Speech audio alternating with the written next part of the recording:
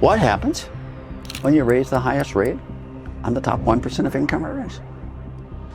I took the entire history of the U.S. income tax from 1913 to the present. Facts. What happens? Answer's real clear. You ready? Arthur Betts Laffer is an American economist known for the Laffer curve, which shows how tax rates affect revenue. A key figure in supply-side economics, he advised President Reagan and helped shape U.S. tax and fiscal policy debates. His ideas continue to influence policymakers and economists around the world. There are three things different today than sort of the historical theory that I gave you. And those three things are fairly interesting, and they're worthy of heavy discussion. Trump called me and was citing all of this stuff to me. This is in 2019, we had a phone call. He said, look at Art, these people are protectionists, and the only damn thing they care about is access to our markets. Their tariffs hurt them and us. How do I get them to see this? So Trump says to me, Arthur, the only way I can see bringing them to the table seriously is by threatening to... Art Laffer was, for me, a hero. I think he is the one great economist, the single great economist I know who hasn't won a Nobel Prize. I mean, talk about a maverick. Oh, talk about a maverick. And he's still with us. I speak with him. I've heard you speak. Yes. Every Employment Friday, we've made that a pact. So, Farzad, you had the pleasure of meeting Art Laffer, and you sat through, several hours of his... I did. Incredible, lecturing. I mean, we were given a world-class lecture on economics. We sure did. What was your impression? Oh my God. It was, he came across as one of the most... erudite. Just an absolute brilliant mind that is so unbelievably confident in what he knows because he's done the work. That was my biggest takeaway, is that he is unbelievably data driven, and it will be impossible to get him off of what he believes unless you come back with even better data driven solutions or findings that you've come across. And I think the audience would have just listened to you and Kathy from your previous conversation with Kathy from ARK Invest, talking about how he is an economist that should have won the Nobel Prize. And then when we're sitting there with him and sort of in his office in Nashville, Tennessee, I'm like, man, this guy's special. He really is special. And it really felt like it was a true honor to just sit there and listen to y'all talk. And I what was it like for you? You call them a hero of yours. I mean, it was like drinking from a fire hose. They say that expression, but very seldom have I been, have I actually experienced that. I mean, I did get in a question or two. I think I may have got in, two, but at least one. It was amazing. It was just, a tour de force. He's obviously at the top of his profession, the proof is in the pudding. He taught Reagan. Reagan's, stop the rot. If you think about what happened after Kennedy, you had Johnson, Nixon, Ford, and Carter. Yeah. As if, that was a black period in American history. And I remember being in Geneva sitting with some Swiss bankers, and I raised the question of the US, and the guy at the head of the table, this very astute Swiss banker, said, they're done. Oh, man. Just written them off. And this was this is the period where Carter was flailing, the economy was in terrible trouble, inflation was going through the roof. He's exactly right. And then then along comes Reagan, and he advises Reagan, and he tells us in the conversation about Reagan coming to him with doubts, what Art is trying to tell him to do, and how he dealt with those doubts. And it was, I think that was the high point of the conversation for me. 100%. And so it was a tour de force, and it was really incredible listening to it. And you really understand how he is the maverick, that I believe he is, and that Kathy called him. And clearly he is at the very top of his profession, and how he did not win the Nobel Prize, given the success that he had in advising Reagan. I mean, we have to excuse Bush the older, but certainly Clinton carried on that revolution, and he was incredibly successful. Yeah. But, what do? You award economists who talk nicely but have no great success in real life, but who have books that sell. I don't know. Just crazy. Yeah. He's definitely one of the great American figures for sure, and the fact that we were able to go to his home base and chat with him for hours and be treated to delicious sandwiches and salads and cookies and brownies for lunch afterwards was great. And definitely a huge shout out as well to Michael Gorton for helping us coordinate this too. So he was a guest on here before, and huge thanks to him, and of course to the Laffer family. We met Justin as well, which was awesome. And it was just a great whole thing. So without further ado, we'll throw it over to the conversation between Larry and Art. So tell us about how you grew up, where you grew up. Well, I grew up in Cleveland, Ohio. I was born in Youngstown. My mom and dad left Youngstown and went to Cleveland. When I was 8 weeks old, something like that. We got the award at that time for being the smartest family in Youngstown because we'd left. And when they found out we'd gone to Cleveland, they rescinded the award. No, that was it. My dad did a stint in Youngstown. First job he got was at Cleveland Graphite Bronze, and then something happened, and he worked for old Bohemian beer or something, Black Forest beer. I think it was Black Forest beer in Youngstown. And then the war effort was starting to build up again. He went back to Cleveland Graphite Bronze. And he ended up the CEO of that company. Oh, yes. And that company grew enormously. Well, during wars, things like making missiles and stuff, you do well. Well, didn't they make ball bearings? That was bearings and bearings, bushings, shock absorbers, all that stuff. We were a very large company. Dad was on War Production Board. You can see his $1 a year out here. Yeah, and he was a $1 a year man, and that was it. I lived there a good part of the war in Arizona because Mom and Dad had my two older brothers, which they were school and all that. But I lived with my grandfather and step-grandmother, who was also my great aunt. My grandfather married two sisters. The first one died. And then, of course, back then, you didn't have a big marketplace like you do in the internet or bars or whatever it was. So he married her older sister. So my step-grandmother was also my great aunt, the love of my life. My family did not get along with her, but I just did. How many kids were in your family? Three. Two older boys, 8 and 10 years older. Oh, wow. And then moi. Mom used to say I was just her twin girls, but I never could look that good. So you were born before the war. I was born after the war, and I think there's a big gap in that regard. Yeah, the war, I don't remember the war. I mean, I do remember the war. I remember bragging to people, "Are you King Arthur?" I said, "No, I'm MacArthur."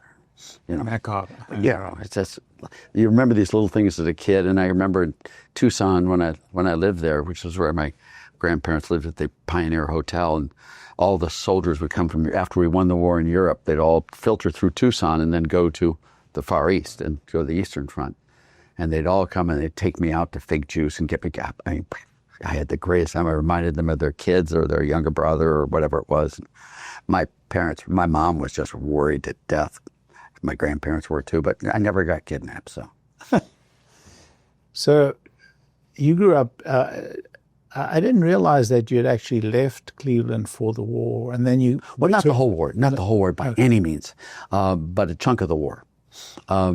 We moved from my house in Avalon, which is in Shaker Heights, to Lyndhurst in my birthday in 1946. So I turned 6 years old in Lyndhurst. So that was our home. As you know, I don't have the picture here. I have it at the farm, my house. And then you went to school in Cleveland for... Yeah, we all did. Yeah. My dad did the same. All of us went to the same schools, same college, everything.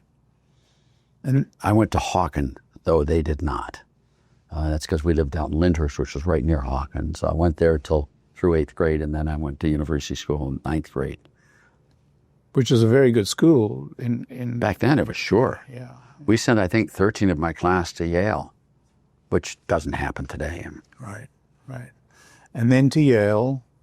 And what was it in your head at that point about what you were going to do? Well, at the end of my 3rd year at Yale, I was, as I mentioned, I wasn't doing really well, second from the bottom, and I wanted to take a breather.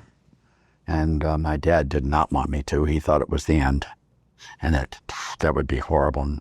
And so I had gone to Germany for the summer, which is sort of interesting and fun, working at some of our factories there at Dad's, and in Britain and in Germany. And I wanted to stay, and he didn't. So he was my best friend. Okay, just for the record, my dad, we really got along well. We did differences, but we respected each other, and there was no doubt that I would respect him. But he even respected me at that age, and with my bad performance and all that. So we agreed to disagree, and we would allow it to be resolved by the dean at Yale, associate dean at Yale. So we drove up there to New Haven, and we both presented our cases, and the dean said, Mr. Laffer, your son's right. He should take a year off. So I did. So how much did you pay the dean? I didn't. The dean really hoped I would never come back. I think it was a type 2 error rather than a type 1 error, if you know what I'm saying. Yeah. Yeah. So then you went to Germany. You learned German. Well, I did the summer there, which I learned German. I got it.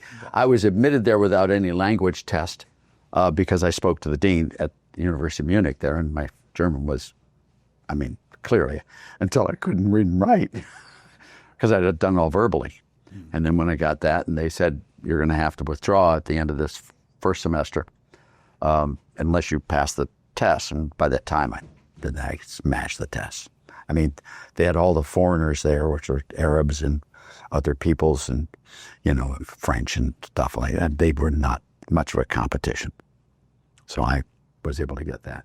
And then post-Germany, that turned your academic career around. Oh, yeah. I switched from math to economics. And I had one teacher one time come in and right away, Mr. Laffer, that I keep referring, he called me into his office. He said, I know you've cheated on the exam. I know you've cheated, and I just don't know how you've cheated because your grade was so much higher than the next highest that I can't think of whom you would have cheated from, but I know you cheated. And I said, well, I didn't cheat. And how do you know I cheated? I looked at your transcript. Oh. So, well, I didn't cheat. Your transcript's going to be different. And it was. It's an amazing change. So you found your calling, economics. What drew you to economics, though? Well, basically, it didn't have a math course. The math course they had at the University of Munich I had most of them, almost all of them. And I thought Betriebswirtschaft and Volkswirtschaft would be really fun to do, German and macro and microeconomics. So I did it. And was the school in Munich already a Hayek No. I don't. Classic economics. I didn't go into it with any thought of any ideology in any way, shape, or banking, macro, micro. The class. I don't even remember the classes. I remember a couple of the names of the professors and stuff, right. But no, I didn't notice, and I wasn't aware at that time of the ideological stuff going on. And Yale, was that? Oh, it was ideological. It was. Oh, yeah. Chalice Hall, which was one of my favorite professors, talked to me. I obviously did really well. And I went on a train ride with him. We were both going separately, but he happened to be in the same. We sat together, and he warned me about this poisonous creature, this brand of a right-wing fascist, whatever it was, economics coming out of Chicago. And, oh, really? Oh, that sounds horrible. Terrible. Oh, it's terrible. Little do you know, he was speaking to the viper itself at the time. But you had already figured that out. You're already on the. By the time I got through my first year at Yale, yeah, I knew. Figured it out. I like formalism, and to me, formalism. Well, I'm a math major, and I like formalism, and I like understanding, and when it's hand waving, and it's just sort of weird. I don't like models that flip derivatives. It's messy and sloppy and ugly. So I really found incentive economics very easy. Yeah. If you tax something, you get less of it. It's simple math. It's about as simple a math as you can. Well, it can get complicated, but it is simple math. Yeah, and it's just strictly, the Laffer curve is extraordinarily simple. And everyone understands the Laffer curve. Everyone knows it. It's in the Laffer curve form. It's been around for 1,000 years. Keynes has a beautiful treatise on you can tax too much and lose revenues and lose a bit. He does that businessman who has his price of goods too high and keeps raising because he's losing money and he goes bankrupt with naught on both sides. And everyone knows. They just didn't use it. Yeah. They didn't apply it to the reality of the economic. Well, everyone applied it in microeconomics. Yes, they did. Everyone understands you can overprice a product, you can underprice a product, and you look at the profit there, and you look at the marginal cost function and the marginal revenue, and you can do the matching there, and that's a profit maximization point. Any price higher than that, you lose money. Any price lower than that, you lose money. Everyone understood it there. They just didn't use it in macro. And when I came through in this, and it's so obvious to me, if you raise tax rates by 10%, you're not going to collect 10% more revenue. Yeah. You might collect 9% more, 8% more, but you won't get 10% more. And it's a very straightforward thing, but it wasn't used in macroeconomics at all. There was literally the supply of goods and services was perfectly elastic. It was a rubber womb, which accommodated unembarrassingly any fetus of aggregate demand. It was the way Ed Shaw put it. And you're perfectly elastic. That no matter what, it's all demand. That's the only thing that mattered. So there's always an infinite supply at any, which is silly. Yeah. It's just openly silly.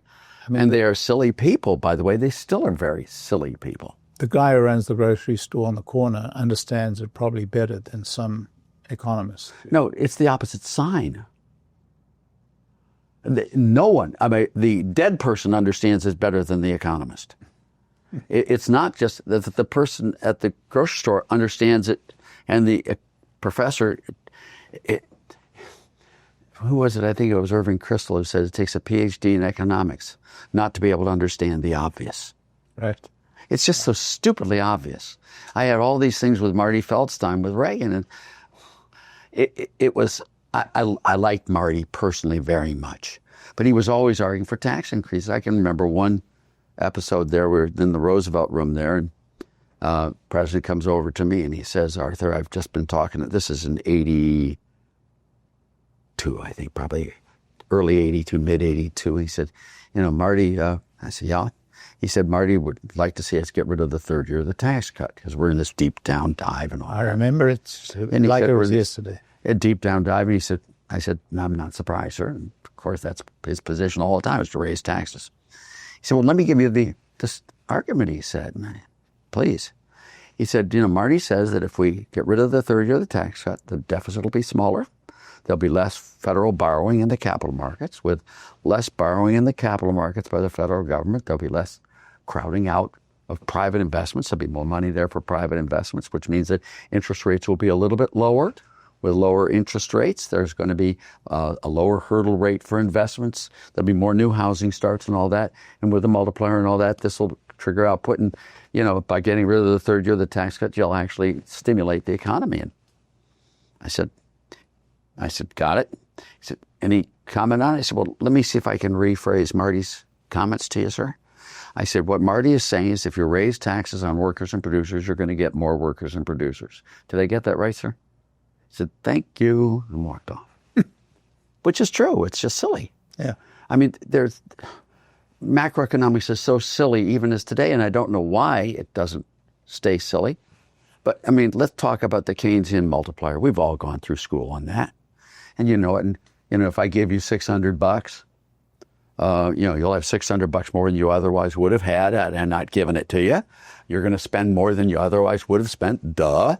And that will in turn will create jobs, output, employment by the people who are producing the goods that you now are buying that you otherwise wouldn't have bought had you not been given the $600. That's true. And they'll have higher incomes. They'll spend more. You can see that sort of bobbling down the train there, sort of this multiple thing going on. And to be a little bit nerdy with you, it's, it's the multiplier, which is 1 over 1 minus the marginal propensity to consume is the multiplier. You take the $600, you get the increase in total output.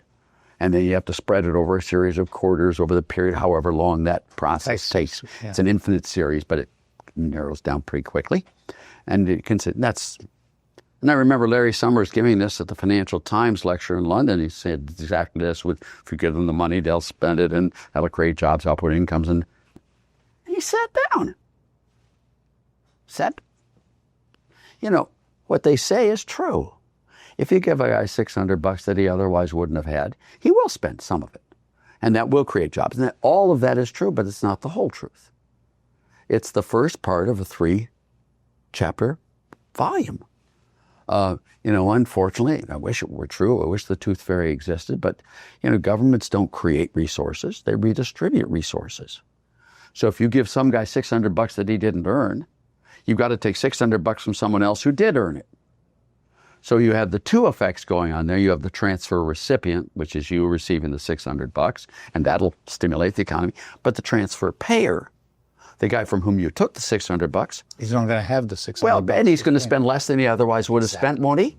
Yeah. And that means that they'll be disemploying people who had heretofore been supplying him with goods that no longer are supplying him with those goods. That'll decrease that. There'll be effect all the way going down to the other direction that exactly offsets the first. So what you can say is that the income effects of a transfer, which is what we're talking about, stimulus effects, tax rebates, or whatever the hell it is, the income effects of the transfer recipient are exactly the equal to and opposite of the transfer payer. This is just math. And the income effects always sum to 0 to the 5,687th decimal place. And they occur at the exact same second because there's a second entry of the same transaction. All right, you follow me there in this. So the income, now the ugly little chapter. The substitution effects don't aggregate. Wow. And I was testifying before Senator Nelson this is in 1974 or 75 or about then, on Jerry Ford's tax rebate that he wanted to do to stimulate the economy. I think it was $600 then. And I was it was Otto Eckstein, Gardner Ackley, and Paul McCracken were the 3 august professors then. I was this young kid. Oh, I was 74 or 5. I was 34 years old. But I'd already got my tenure. So I was, and then I said, well, sir,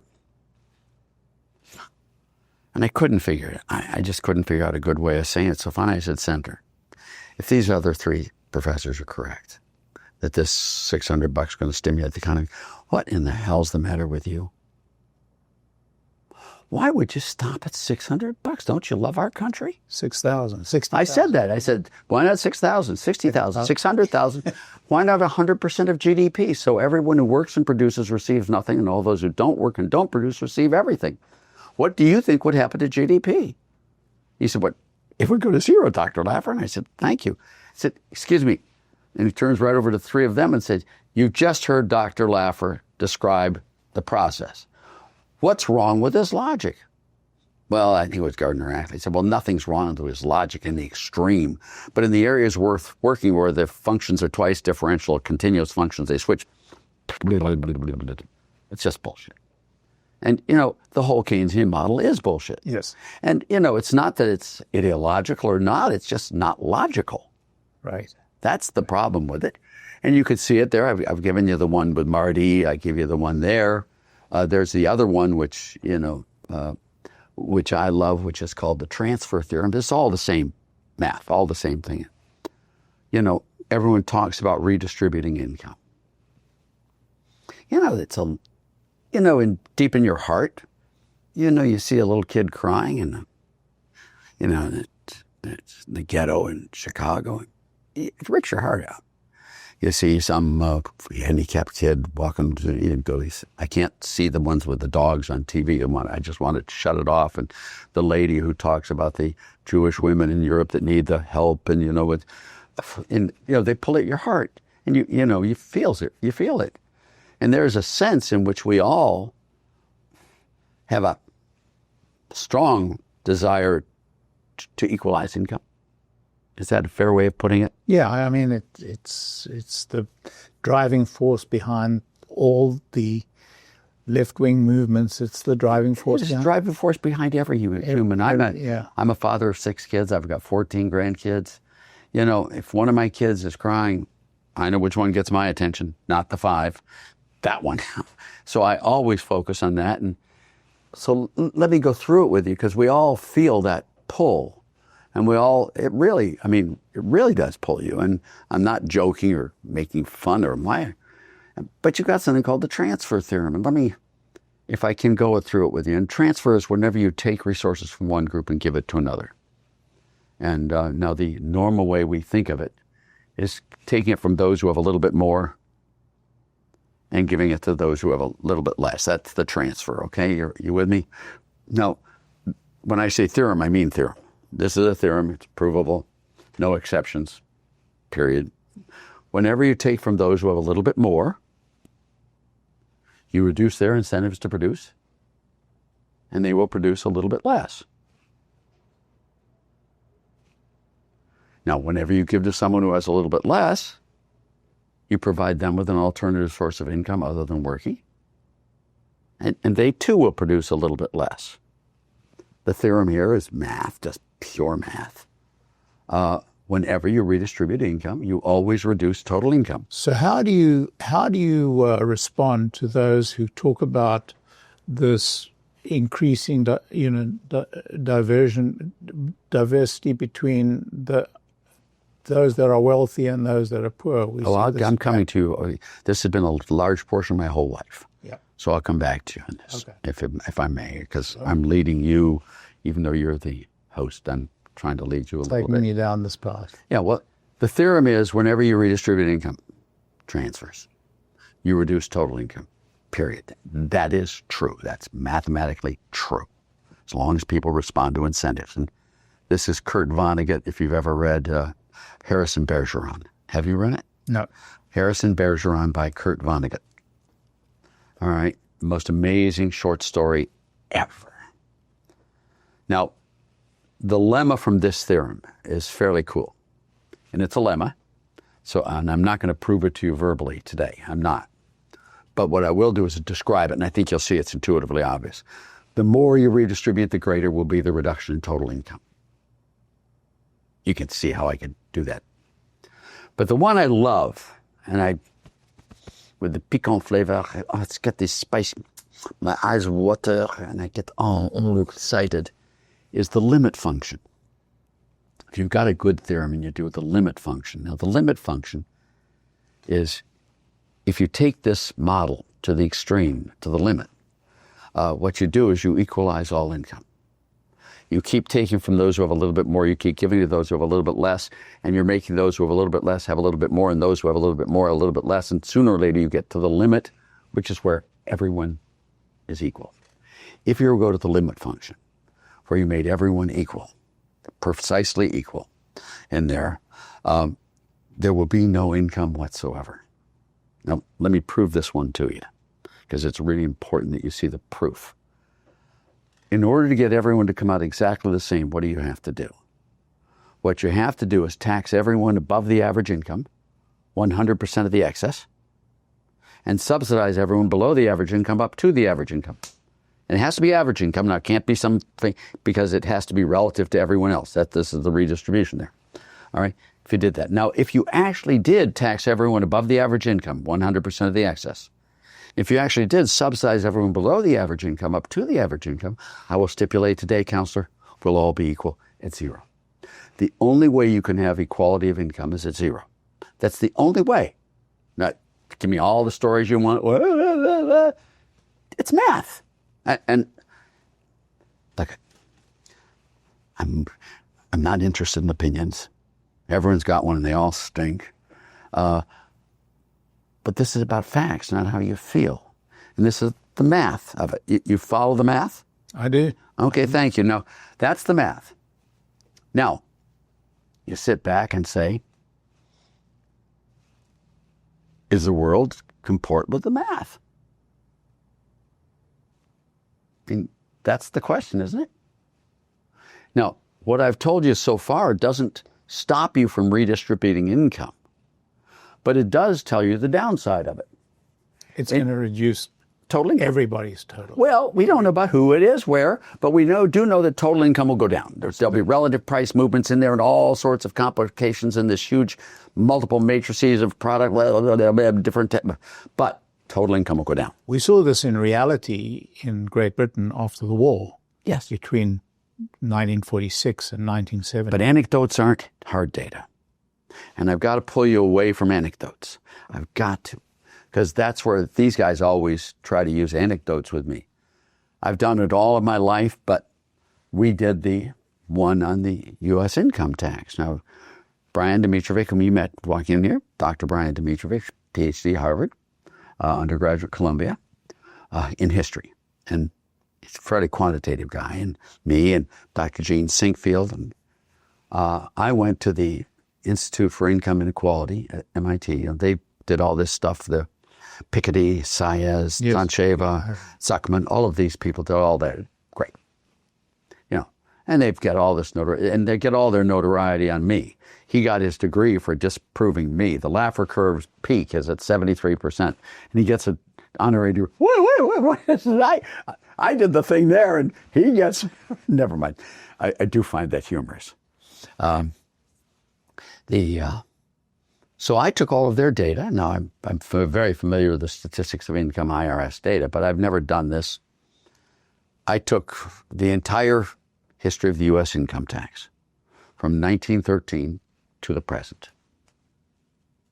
Okay? They did a great job with the data. They're very competent technicians. They really are. I hate to say that because I really don't like them very much. But they are competent technicians. And so I used their data, which adjusted the IRS data for all sorts of things should be adjusted for and aren't. But they did. And we have every single tax return from 1913 to the present. Now, 1913 was the income tax that put into existence, progressive income tax. Followed the 16th Amendment to the Constitution, which then, within 9 months, they had the first bill passed. And Right. the first tax return was in 1913. It was done in November and December, but they only had to file for 2 months. And the number of people who paid income tax that year was 358,000 out of 62 million. So a tiny little bit, a bitty group. And in that group that had to file, the rates ranged from 0% to 7%. 7% was the highest, 0 is the lowest of that group. The little tiny 2 to 7%. Then in 1914 and 1915, that tax schedule stayed exactly the same. And then 1916 went up. And by 1918, the highest marginal tax rate had risen from 7% to 77%. And the number of people required to file had gone from 358,000 to 6.5 million. Well, come on. They had a pandemic then in 1917, just like COVID. There was also a World War, which the government needed money. So that's what they did. And then after the war, Wilson was very grateful for the people having sacrificed for this. So he decided to cut their tax rates. He dropped their rate from 77% to 73%. You're welcome. The race of 1920 was on tax rates. Harding and Coolidge versus a guy named Cox, Cox was the governor of Ohio. Really, Woodrow Wilson adored him. So he was the Democratic nominee. He picked his best friend, who was Undersecretary of the Navy, a guy named Franklin Delano Roosevelt, was the running mate. So it was Cox and Roosevelt versus Harding and Coolidge, all on taxes. It was taxes. Cox and Roosevelt ran on keeping the tax rates high to pay off the debt. And Harding and Coolidge ran, dropping it down to give the money back to the, whatever their arguments were. I have no idea. But they wanted to cut the rates way down. And Harding and Coolidge won by the largest percentage ever. What was the total number of people paying taxes by that date? About 6.5 million. It's a relatively tiny proportion of... Well, about 10% of the adult population, but now it normally is about 55%, 60%. So you get 60% would be 36 million population there. So 6 million out, 17% paid. You know that it's really low, right. But it's not low. It's a relatively high proportion of those who would be voting at that point. Oh yes. Yeah. Because I don't think suffrage had been there yet. No. And some of the other stuff was happening. Black vote probably was pretty low, and I think those things. So it was a fairly large section of the tax-paying public that you would expect. Yeah. But it was still by no means World War II levels. And then when they had it, and Harding and Coolidge took it from the 73%, where Wilson was 18, which was 1920, 1921, it was 73%. And they passed their tax bill, dropping the rate, deep depression, recession, post-World War I, and the rates go down, they phased in down to 25%. After 4 or 5 years, got down to there. I think it started off, I think the first year of 25 was 1924 or 5 or 25 there. They got it down to 25%, roaring 20s. Price level declined during the period. Budget surpluses, 11 straight years. And believe me, they liked spending their money. They just couldn't spend it. They didn't know how to. That was the period there, dropped. And then, of course, we got the Smoot-Hawley tariff in 1929, which crashed that year and then crashed the thing. And then Hoover raised the taxes. And so it was 25% and then 32. It went up to 63. Then it went up in 1937. It went up to 79%. And then 1944, it hit 94%. You know, we have a huge history of the U.S. income tax with lots and lots of variation on anything you can think of. Number of deductions, anything you want to say in relation to taxes. It was there in spades. We have every single tax return.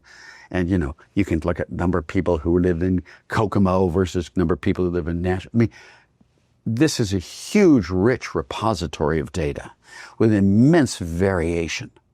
So, I mean, it's the perfect data set for a sort of a data freak nerd. And, you know, and so you look at this and you go back, John F. Kennedy takes it from 91% down to 70%. Hey, up. And you ask yourself the question, you look at it. What happens when you raise the highest rate on the top 1% of income earners? Well, you collect more money and you can give it to the poor. Oh, really? Well, I can imagine if you raise the rate on the top 1% income earners, they hire lawyers, accountants, deferred income specialists, favor grabbers, they buy off politicians. You actually collect less money from, for example, Warren Buffett in 2010 paid $7 million in taxes, all right? And his income was $62 million, but his real income was $12.5 billion. Okay, because of all the deductions that he, and most of those people in that group don't pay any taxes. So, you know, these people are pretty smooth and cool, and they can buy politicians, they can do all that stuff. So I can imagine that's the case too, and that you'll actually collect less money, and you'll have, and the poor will be hammered, and the economy will underperform, and everyone will be focusing on. I mean, I can imagine I'm an economist. I can imagine all sorts of weird ass scenarios. I mean, we all get it. Facts. What happens? Answer's real clear. You ready? Every time we've raised the highest marginal income tax rate in the top 1% of income earners, the economy has underperformed. Duh. Every time we've raised the highest tax rate on the top 1% of income earners, tax revenues from the rich have gone down, not up. And every time we've raised tax rates in the top 1% of income earners, the poor have been hammered. Now, you just heard my transfer theorem. You just heard my comment on Marty Feldstein and Larry Summers' lecture. Ugh, Larry Summers.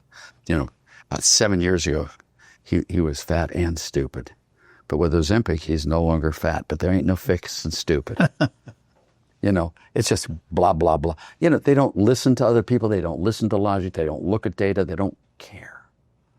And that's it. Every time you've lowered tax rates on the rich, almost every time, and not always. Every time you've lowered tax rates on the rich, the economy has outperformed. Tax revenues from the rich have gone up, not down. And the poor have done relatively well. Okay? Those are the facts. I'll just show you the data. I mean, the reason I say not always is in the post-Reagan era, we've had changes in the tax rates, but they're so far from the high rates they used to be that the incentive effects are modestly small, so other things tend to swing. But it's still, in general, it's all true. I mean, you know, and you can look at it. The poor didn't do well during the Great Depression. I just thought I'd mention that. They didn't do well. We raised tax rates from, 25% to 94%. They were in the World War II, poor really got hammered. During Johnson, Nixon, Ford, and Carter, the four stooges, they didn't do well. They raised tax rates. I mean, these are facts. If you could look at Gordon Brown, Prime Minister Brown, they have the Laffer section of the Exchequer, as you probably know. And that, you know, what happened when he raised it from 40p to 50p? We know. And they did this huge study that was done under... under whom? Under Cameron. Cameron raised it. Let's raise it, but drop it from 50 to 45p, not to... I mean... So you mentioned Kennedy. Kennedy actually dropped taxes. You know, Kennedy's the reason I came to the United States. I was so taken with his rhetoric and... He was a very good public speaker. Terrific person. Amazing. I'm a Kennedy Democrat, by the way, as you might imagine. He gave my commencement address. I was too, at the time. Well, it was very attractive. Yes. And the right. I mean, tax cuts and strong defense. What the hell's wrong with that? And we went to the moon. That was a huge... I was more interested in girls. It was a huge moment in my life. I mean, I was also interested in girls, but that was a huge moment in my life. It was a big deal. He was a great president. Yes. And but it all went to hell in a handbasket. Well, that's when Johnson, Nixon, Ford, and Carter. Yeah. I told you, largest assemblage of bipartisan ignorance ever put on planet. You were in the White House as an advisor under Nixon. Yes. Well, not as an advisor. I don't know. I was 28, 29, 30. Yeah. Come on. I was George Shultz's right-hand person. He hired me at Chicago. And then when he was asked to be Secretary of Labor, he took Jack Gould with him. I wasn't there then. And then when he went from Labor to the OMB, we formed the OMB. He asked me, because of did really well at Chicago. He asked me to be his right-hand person there. And I went there and I had a martini in the West Wing there. And I believe in America. Yes, I'll do it. Dumbest thing I ever did, but I did it. It was dumbest because? I hated it. Oh. I'm not good in Washington. Really? No. I found what I really don't like doing. I do not like working for government. So I made a vow that I would never accept a penny ever again from any politician ever. Excellent. And I didn't. All the years with Reagan, I never took a formal job with Reagan. And I did get offers at it. I was on the President's Economic Policy Advisory Board, but that was a non-pay group of advisors, right. 12 of us or so. I knew him very well. My godfather was his best friend. So that privilege has always been a major portion of my life. I love privilege. Who is your godfather? Justin Dart. Okay. Dart Kraft, you mean? Yes. Wow. He is head of the kitchen cabinet, and my son named after Justin Dart. Gotcha. Justin Charles, my other godfather there was Charles B. Thornton, Tex Thornton, I was the chair of the Tex Thornton chair at USC. And those two they didn't like each other, but I loved them both. Wow. So some godfathers too. Privilege really helps. Yes. And the thing neat about privilege is it's something that you don't want it to be taken away. You want it to be provided to other people. When you have something really good, why would you want to remove it? Why wouldn't you want to extend it? Isn't that the problem with privilege is not that people have it, it's that everyone doesn't have it. Yeah, it's a very interesting moment in our time. It's the redistributionist model. The dream in America has always been to make the poor rich, not to make the rich poor. There's nothing wrong with being rich. There's something disgusting about being poor. They're vile, terrible. The dream has always been to make the poor rich, not the rich poor. You balance up, and that's why these redistributionists, these guys, I mean, it is very, very true. Every time we've raised tax rates on the rich, income inequality is diminished. True. You can look at his charts, Saya's charts. They're correct. There are 3 ways you can reduce inequality. You can make the rich get richer slower than the poor get richer. You can make the rich get poorer and the poor get richer. Or you can make the rich get poorer faster than the poor get poorer. Those are the 3 ways. Again, it's data. What happens? Well, you know. And you know from the theorems which happens. The rich get poorer. That's true. You really screw the rich, but the poor get poorer too. Believe me. So we understand taxes and we see what taxes do. These are the... Let's talk about, what is... This is the Sayers-Piketty inequality chart, the bottom one there. That's equal more each. You see what tax rates in. I have the tax rate structure here. You can follow it. So this is the historic. That's the highest impact rate. of That's tax the highest rates on poverty. No, just this tax rates and then outperformance and underperformance that I talked to you about. Yeah. And then here is the. I'll let you go through these. You'll see exactly the numbers. And who is the Tax Policy Center? That's Sayers-Piketty. Okay. I go to the heart of the beast. Do you speak French at all? No. Oh, no. There's such a beautiful phrase in French. La ventre de la bête. The womb of the beast. The belly of the beast, we say, but belly isn't really, get it? It's the womb of the beast. That's the inequality center. These are their numbers. Well, wow. No, I've taken their numbers and done the work. I see. I was going to say. This is not what they publish. I take their tax return data, and they've got all the tax returns. Gotcha. And they've adjusted them for all the differes there. And they can't see these. They can't see these curves in the. I'm not willing to put myself as to why they didn't do this work. Amazing. They did do this one. This one they did do. But not the top one. Well, the tax return, they have that. I should have plotted it there, but I didn't.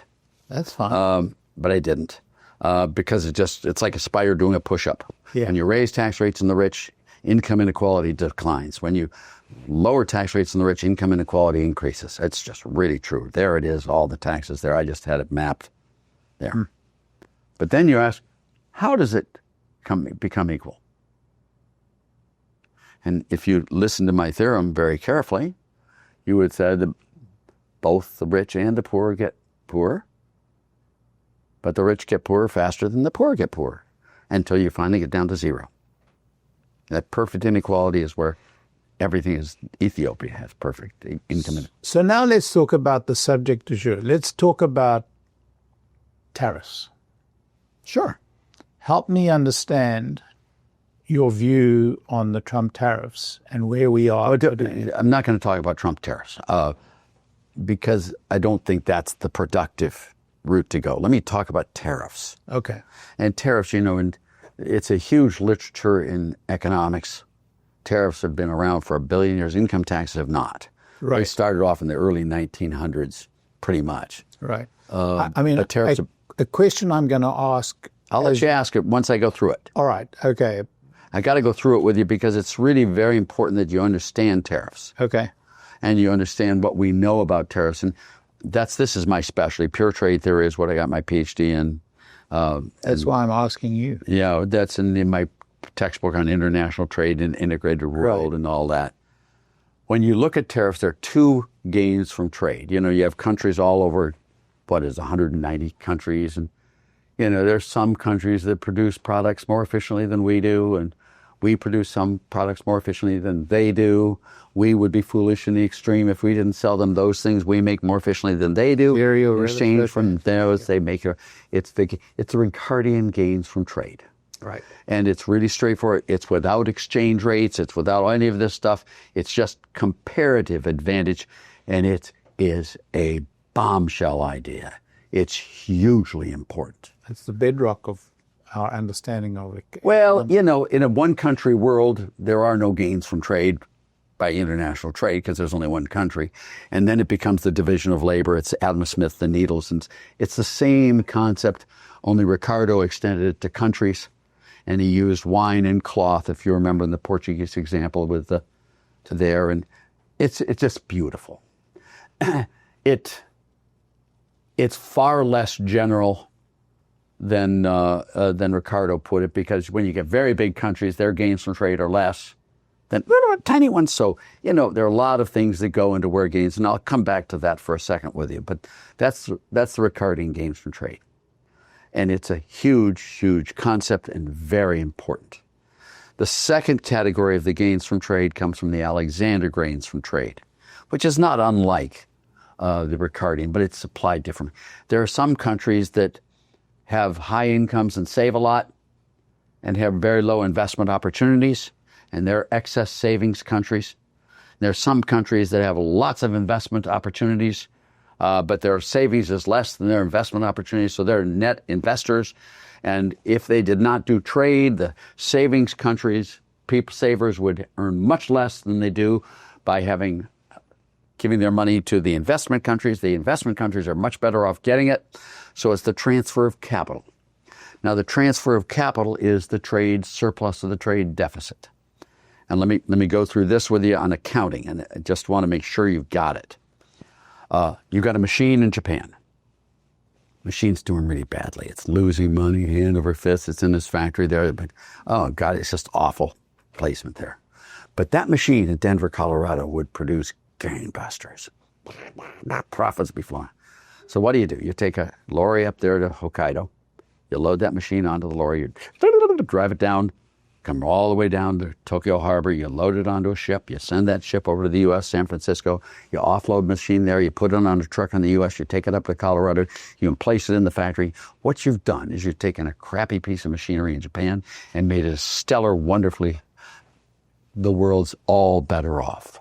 All right? By loading that machine on a ship in Tokyo Harbor, that's called a Japanese export and a Japanese trade surplus. By offloading that machine in San Francisco, it's called a U.S. import and a U.S. trade deficit. You with me? That's the truth. Now, there's another account that we don't do usually in the national income and product accounts, but there is a capital account. Japan now has one less machine than they otherwise would have had, and the U.S. has one more machine than it otherwise would have had. So the U.S. has a capital surplus and a trade deficit, and Japan has a trade surplus and a capital deficit. You follow me? This is the Alexander gains from trade. So you see both of them there, the Ricardian comparative advantage, and then you see the Alexander one, which is the transferring of resources for productivity there, and it's directly associated with the trade balance. Trade balance surpluses are countries that export capital. Trade balance deficits are countries that import it. From 1640 until 1870, the U.S. ran trade deficits each and every year except for 7 years out of 230 years. We got all of our capital from Europe because we had great investment opportunity. We combined it with our labor and our natural resources. Bam, we produced it. It was all came from Holland and from Britain, and there were 7 years that we didn't have a trade surplus, a trade deficit. 7 years. You guess those years? 1776, 1777. For some reason, the Limeys weren't willing to give us the money, just for some reason. 1811, 1812. Oh, there you go, another one. Oh, in 1842 to 1844, when we had the canal bond crashes and Rothschild, you'll never get another penny America. That lasted for 3 years, and then we started flowing the money. Those are the 7 years, literally. We built our country on trade deficits, capital surpluses, bringing it and creating it. Whenever we owed too much money to foreigners, do you know what we did? We opened up immigration, let those people owing us money to come over here. Now we didn't owe it to foreigners anymore. I thought you'd find that humorous. Yeah. Now, these are the gains from trade, and please forgive me for going through them, but it's very important you understand the gains from trade.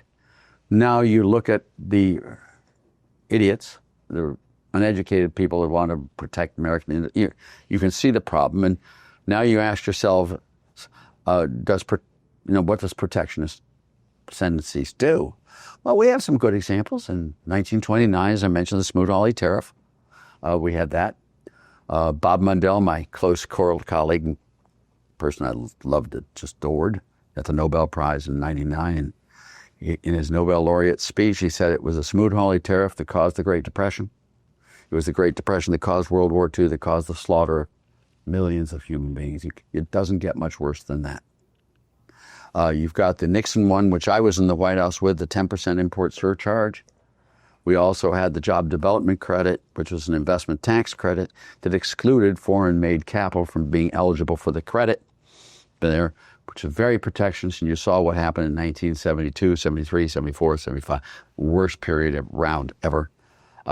There's no question that the gains from trade are of monumental empirical importance as well as conceptual. Now I can flip the table over. We had the Kennedy round tariff negotiation where we dropped tariffs. Lots of other things were going on at all this time, but we had the go-go 60s, a rocket ship. We cut the tariffs there, tax cuts too, and all this other stuff, but sure as hell didn't stop it. We had the Reagan NAFTA, which passed by Clinton, which all the Republicans voted for then. And you can see it was it was a beautiful era of Reagan and Clinton and prosperity. So no matter how you slice it or dice it, trade is conceptually very easy to understand and empirically is dynamite. We all together? Yep. Now let's go to Donald Trump. Donald Trump is very well aware of all of the things I have just told you. I know personally he is, because I've talked to them all. There are three things different today than sort of the historical theory that I gave you. And those three things are fairly interesting, and they're worthy of heavy discussion. Number one is that in the olden days, the Smoot-Hawley tariff, it passed the House and the Senate in the fourth quarter of 1929. In that quarter alone, the stock market dropped by 30%. It then went to 1930. It was signed into law in June. It took 4 years to get the Smoot-Hawley tariff. It started off as just an agricultural bill, and then this huge laborious process, and then got locked into law, and then impossible to unlock. Just it's a very cumbersome, clumsy tool there. Today, that's not the case. You do it by executive order. You can change it tomorrow morning. Boop, boop, and your glasses there. You can shoot it and take it back. No, it's a very different there. Today, the system is highly flexible. Back then, it was totally inflexible. Right. That makes a lot of difference. Number two, even though there are no winners in a trade war, the losers don't all lose the same amount. As I mentioned to you, big countries don't lose. Imagine two countries, the U.S. and Puerto Rico. The U.S. is 99% of the world, and Puerto Rico is 1% of the world. Okay? We have free trade. U.S. exports are Puerto Rican imports. Puerto Rican exports are U.S. imports. The U.S. trade deficit is the Puerto Rican trade surplus, and everything's in perfect harmony. But the gains from trade are there. Now, the head of the U.S. says, I don't like this trade deal. Better stop. For American companies at the time, 99% of their clients are Americans. Only 1% are Puerto Ricans. But for Puerto Rican companies, 99% of their clients are American, 1% are Puerto Rican. Oh my God. And they're so specialized, they're just disaster. The damage done to little countries is far larger than. So even though the gains from trade are universal and all of that, the losses are not. And it's very true there. Now, the third difference, which I want to talk about here, is what I'll use as reciprocity. I don't know what you think of the U.S., but obviously you came with a light in your eye for John F. Kennedy, the Peace Corps and strength through military spending and tax cuts and growth and great rhetoric and, personal morals, who cared. Yeah. And by the way, he created this AID bill, which ultimately became a disaster, but Yes, that's a separate thing. And he allowed unions to be formed in public. But as an ideal image, he was beautiful, like Reagan, just like Reagan. And in the post-World War II era, I'm very, very proud of my country. We were relatively unscathed. We weren't unscathed. 50% of GDP went to weapons that blew up, but we gave all the Lend-Lease programs. We gave all the foreign aid programs to other countries. We allowed all these other countries to protect their domestic industries, to build them up. And we allowed them to put on tariffs without reciprocating with all of that stuff. And we did that. We did it, I think, selflessly. Yeah. And I think as a country, I'm very proud of, even though we had a black problem, even though we had we try to solve those problems in this country, and I did that. But the plaque buildup to where now the reciprocity is just a horrible situation where the U.S., of all the major countries, is by far the freest trade country. Absolutely. By far. Now, maybe you can say the Isle of Man or Jersey, Guernsey, and Sark, or maybe Monaco or Hong Kong. You can nitpick. But the truth of the matter is the U.S. is a free, and all these other people are protectionist bastards. And they really are. And it's not just tariffs. It's everything. The non-tariff barriers are even worse than the tariffs themselves. Which one's uglier? But, Rosie O'Donnell, Whoopi Goldberg, I mean, I don't know. But they're both really ugly. And, when you look at this world, their tariffs on our products hurt them and us. Yes. And they don't understand this. Yes. They don't. And, Trump called me and was citing all of this stuff to me. This is in 2019. We had a phone call. And he was going through exactly what I'm going through with you now. He said, look at Art, these people are protectionists, and the only damn thing they care about is access to our markets. Even though you and I know their tariffs hurt them and us. How do I get them to see this?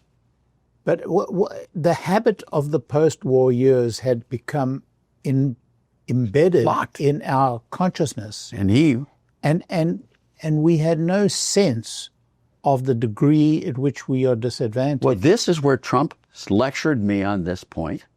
And I've known this point forever, but I never thought of it. Yeah. But that the reciprocity is the U.S. is free trade, and these guys are. How do we get them to reduce tariffs? Kennedy, it took him all this negotiation stuff, NAFTA. It's just hell. It was, I don't remember the auto agreement with Canada, the U.S. and Canadian auto agreement. I worked with Robert Bourassa very closely. He used to come to my home, and I loved him. I could not stand René Lévesque. But I love Robert Bourassa. He was the first and of the opposition party. He was the one who got the U.S. auto agreement, U.S.-Canadian auto agreement done. I loved him. Died a very early death, unfortunately. So Trump says to me, Arthur, the only way I can see bringing them to the table seriously is by threatening to exclude them from our market. So I'm going to threaten them with 50%, 100%, 200% tariffs until they agree to a deal. I'm sitting in my living room right there with my little cell phone. What should I have said to him? What did you say? What did I say to you right now? I told you this story. Is it a different story now that you'd asked me about than when I started? Yes. I'm sitting there. There's no person I trust more on making these types of decisions, not dating my sister, but trust more than Donald Trump. I can't think of any person I know who I'd prefer to see president. Any person, especially me. How did you get to know him? Well, GE. Privilege. Again, sorry about all this stuff, but GE adopted me when my first day on the University of Chicago campus. They'd known me. Really? Yes. And they adopted 11 or 12 people in their lives. That's actually a story that Reagan tells. Because yes, Reagan didn't have it when he was 26. No, absolutely not. But GE did it. It was Alva Way, who was head of all of GE and South American stuff, Alva Way, and he got me there. Put me in the GE program at Chicago, and I got all this extra income and stuff like that. But my partner through life, literally, they funded me. They did it with Peter Ueberroth as well, in the hotels. They did it with Jerry Parsky and Aurora Capital. They did it with Leon, not Fetterman, Leon Cooperman. Leon Cooperman. They did it with me as well, and with Donald Trump. Donald Trump, they did it. And they did it also with Disney, with Roy and Goldberg. And so I had met him a number of times, never personally well, but at all these, GE goes out and squeezes all their suppliers to give to their charity. So and they overpay you, and then they demand some of it back as contributions. So I had to go to all these cancer things. GE. I love GE, by the way. And so I did, and I'd meet Donald Trump there. When he opened Jean-Georges in New York, he poured me a champagne. There I had so I've known him peripherally for a long time. So when he was running for president in 2016, they said, you've got to get to know him. I've heard a mixture of stories. And when I say a mixture, it was a mixture. It wasn't just bad. Yeah. It was bad and good. I heard all about his personal life, which was not attractive. I don't know if any of it was true or not. So what would you do if you were I? I called Jack Welch. Jack, tell me about Donald Trump. He said, Arthur, I'll tell you honestly, I have no idea whether he's being a good president or not. I don't know that at all. But I can just tell you as a business partner, he is the single best business partner we've ever had. We would do business with him every day of the week and twice on Sunday. I can't think of anyone who has a better business partner than Donald Trump was. End of story. He said, Thank you. So I then engaged with him in 2016 and became pretty quickly. And that he knew of me, of course, and stuff. And he endorsed my son-in-law running for Michigan State Senator, which we cleaned up house on and all. I mean, I like him enormously. When I look at Donald Trump, I see a very similar background to mine. He's Scots-Irish-German, same percentage as mine. His mom was Scottish, and we 50-50 all the way, and Presbyterian, privileged family. His dad was a fairly successful guy, and he went to a lesser Ivy League school, but he did go to an Ivy League school, University of Pennsylvania, Wharton. But, I feel this very close ethnic, personal, I am very comfortable in his presence. He is very comfortable in mine. You can see this. We joke. He also offered me job. I don't work for the government. And he did offer me the job of being head of the NEC. No. I said, excuse me, sir, but I don't want to go to prison this year. It's just not on my to-do list. And they, are you sure? And I said, no. And I talked to him, about Larry Kudlow, and he was not high on Larry, but after our discussion, he became high on Larry. And Larry's the best NEC chairman ever. I mean, just spectacular. But I don't do that. When I'm with these people, I make enough mistakes on my own without having to be paid to make more. And I don't like the thumb on the scale. Look, I keep my privacies with the president. I take good care not to divulge what's I don't want him to tell me what he thinks. I said, I'll tell you, like I did the trade stuff with you. I said, please don't give me any hints as to what you think, because, I don't want to know what you think. So I go outside and someone, well, with the presidency, I won't answer those questions. But I did talk to you what I did and all that stuff. And, I see my friends, Georgi Akerlof, who's in my class at Yale in my seminar, he's a Nobel laureate, and he's married to Janet Yellen, and Bill Nordhaus was my class as well. Good friend, Dave Gergen was in my class, Lieberman. This is just 8 weeks ago or 9 weeks ago.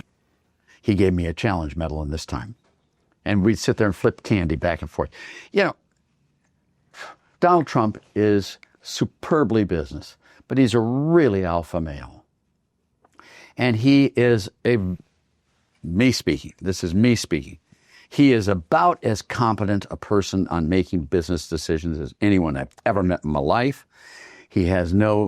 He's not doing it for personal. He's worth $1 billion. What the hell does he need to scrum around for another buck? He made it on his own. He's clearly good at business. Jack Welch comment there. He's Scots-Irish. He has a very much higher plane of looking at it. He's not favor of the taxi cab drivers. He's not against the taxi cab drivers. He's a person who's really in favor of America. And he's also a guy who loves to negotiate and loves to do that stuff. I hate it. And I had one of these kids in my class, a guy named Carl Knoll in my class. There was Donald Trump all the way, blah, blah, blah, blah, blah. And I completely relate to him. He's, when he makes up his mind, it's done. And if he thinks you did a bad job, he says you're a dumb, stupid ass. People in the White House don't like him, but they don't like many CEOs. These prima donnas in the White House are all prima donnas. Shut up and get your job done, and don't do it the stupid way. He's a CEO. But he's got a much, much better team with him now than he had the first. Yes, he does. That's because these people have been acclimated to it. The first group came in expecting to run it. Yes. They expected to push Donald Trump around. They didn't. Now, they stopped him from being successful in lots of ways. I agree. They did, but they didn't stop. And Donald Trump learned a lot in the second round. So in the second round, I'd be very interested to hear your views on the big, beautiful bill. Just a sense. Well, it's real simple. I mean, the big, beautiful bill puts into stone the Tax Cuts and Jobs Act of 2017. It did that, but it did a lot more besides. Yeah, it funded every department, every agency. I'd love to see them go through individual bills for all of them and debate them, spending and all that. Right. That's not the way this one went. It was one bill with one vote. It had all that. It has some nice money in there for school choice. It has some money for medical transparency and stuff like that. It has all of that stuff, but as far as I can say, if that bill had not passed, it would be a catastrophe for the country. Yes. So, do I vote for it or do I allow the catastrophe to happen? Of course I vote for it. So you vote for it despite the fact that there are some pieces of that you would not be. Well, why would you? I mean, I don't know. Married, are you? I'm married, yes. Is she perfect? No. She's absolutely perfect in every respect. But the point I'm making is that, you live with what you get, but it's really wonderful, Right. a person in general. I mean, do I like the way that she, picture nose? No, but that's such a minor thing. Who cares? And, Right. And with that bill, you just do it. I mean, it's a great bill, I think. And you've been through a lot of tax bills, with a lot of presidents, so you have a sense. I'm a very positive construction type of person. Right. I'm not a destructionist. I don't hate easily. I don't hate, in fact, at all.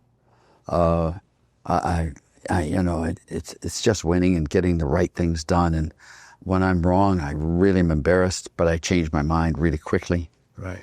I try. I mean, I really love the stock market because it disciplines you right away. Yeah. I bought that. Oh my God, the stock went to the floor. Maybe I'm not quite as smart as I think I am. Okay. Yeah. You learn humility. It's a great leveler. It is. Yeah. And, with Donald Trump, that bill, I thought, I would not have done it that way myself, but he's the boss, and it obviously worked. Well, and he's not entirely the boss because Congress has its own mind and it has its own... No, it doesn't. This is Donald Trump's Congress. This is Donald Trump's cabinet. This is Donald Trump's Democratic Party. Yeah. I mean, this is... Republican Party. Oh, and Democratic Party. Oh, yeah. These are the enemies and the friends. It's clean. I mean, there's not a Democrat who likes him. There's not a Republican who doesn't. Right. I mean, it's really, really, I've never seen anything quite like this, but this is the Trump world. And once that bill was passed, it's now in play. Now, when I look at the world from this, the way I look at it is, he got the bill, it's done. Yes, he may get some other things. He got all of his cabinet selected, so he's won lots of things there. But that one was the sine qua non. And these first 6 months have been, I think, the most dramatically successful 6 months I've ever seen. Politically successful. Politically successful. Yes, they are. Politically, he won. He's got it. It's his game. If it goes south, it's his fault. Yes. If it goes north, it's his credit. He is completely responsible for the economy henceforth, period. And there's no ifs, ands, or buts about it. If the Democrats take the midterms, they don't have any say at all because, They'll get nothing through the legislature. Do you think the Democrats are going to take them? I don't know. I don't know. All I'm saying is that it's irrelevant. He's gotten what he wants.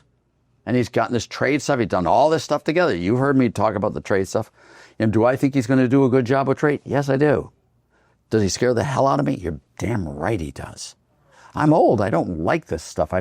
And you know, it's like being in a Calistoga wagon at the top of a mountain without a guy. The horses are going down. The rocks are all in the road. You're bouncing, you're jolting, you're pain. You sit there, and it doesn't stop.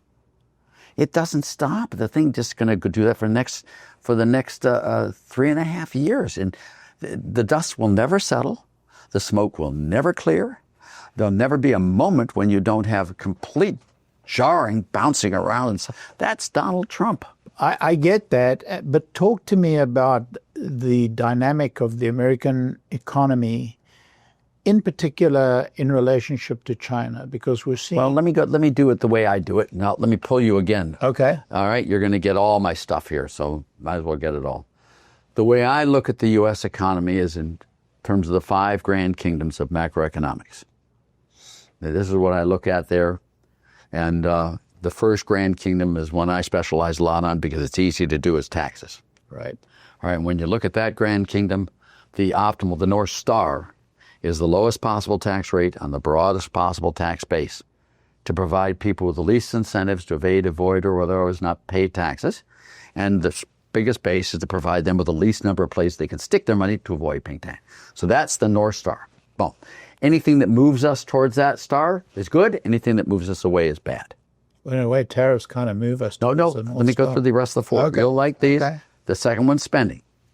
Now, on spending, of course, as you look at spending, you know, what you want to do on spending is you want to have the government choose spending to where spending optimal level was when the benefit done by the last dollar of money spent is up better, more than the damage done by the last dollar of taxes collected. That's the perfect level for it. We know lots of areas should be under government control and lots of areas shouldn't. And that's where you divide the line there, bump. So anything that's above that is bad. Anything below that's bad. That's the optimal. That's the North Star there. When you look at this, you sit there and say, well, in 1910, government spending as a share of GDP was 2.5%, 3%. We did pretty well. So maybe we're a little bloated with all these transfers and my transfer theorem and all that. So anything that removes government spending is, I think, a plus.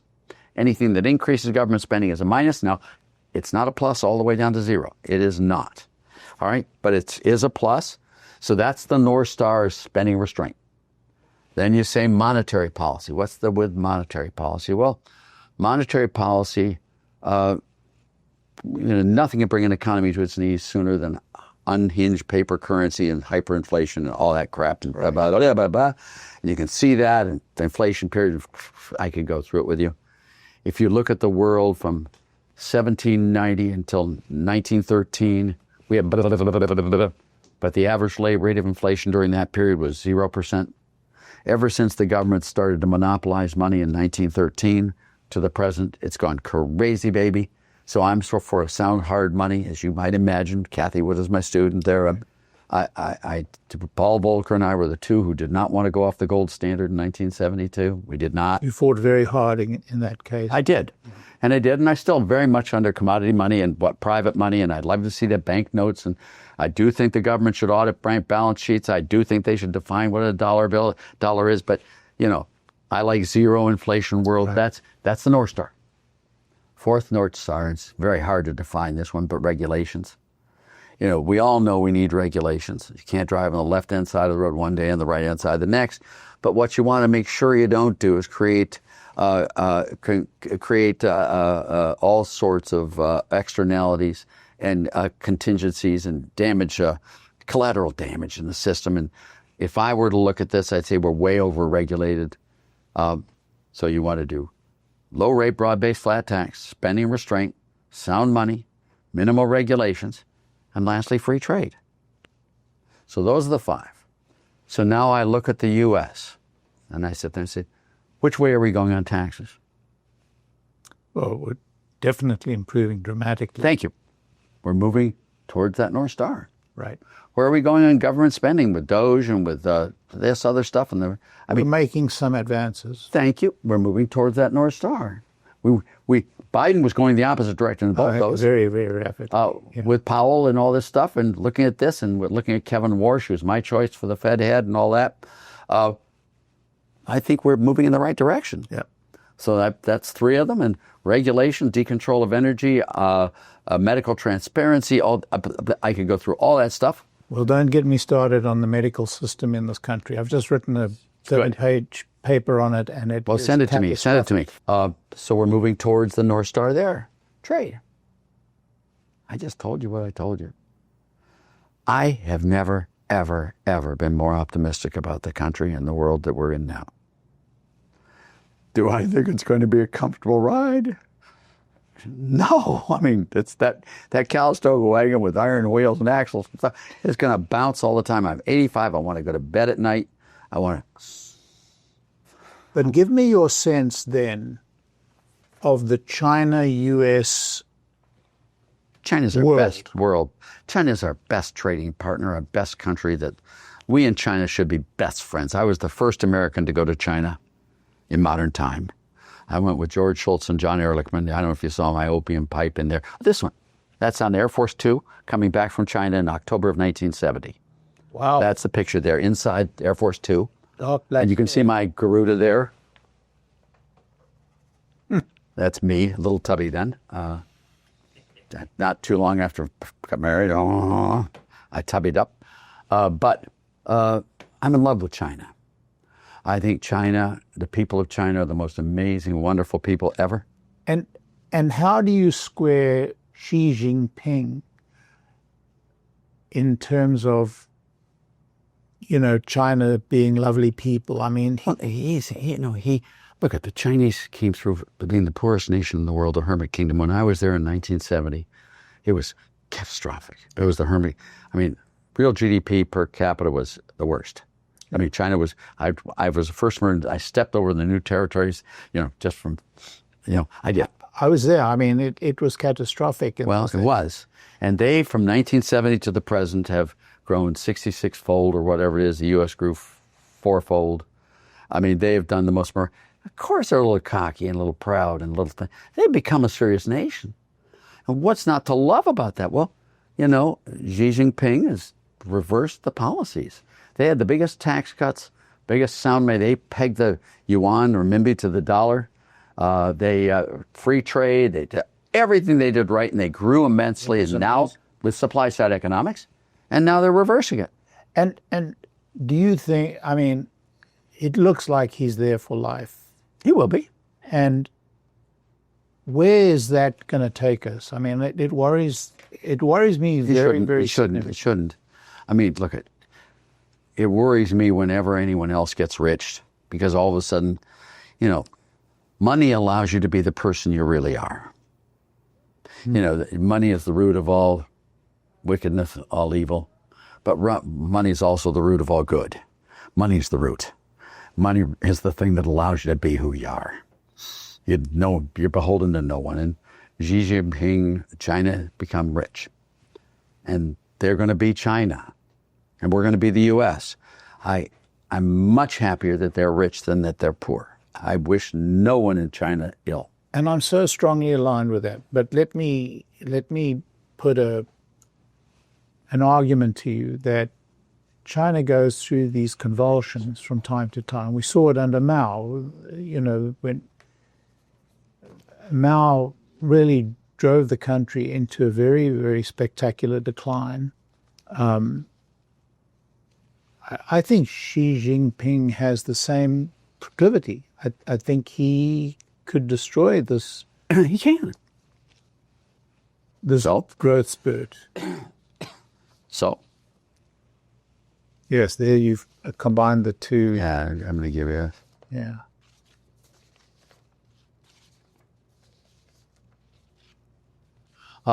He can.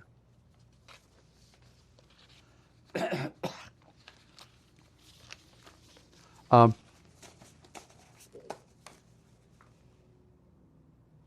you want to shoot him? No, Do you think they should be able to shoot Donald Trump? no, I'm just worried that he may see the need to take over Taiwan. I don't think that's in the cards, but if he does, he's got to bear the consequences. I don't think it's a very profitable venture. We're all going to bear the consequences. Maybe. That's my concern. Well, but that's true of everything. Yeah, that's true. I mean, you're going to die. I'm not, but you are. I mean, they're just contingencies. Shit happens. Okay. And, you know, governments can't solve all problems. They can't make, you know, people hit by trucks at 1,000 miles an hour and they die. I mean, you what do?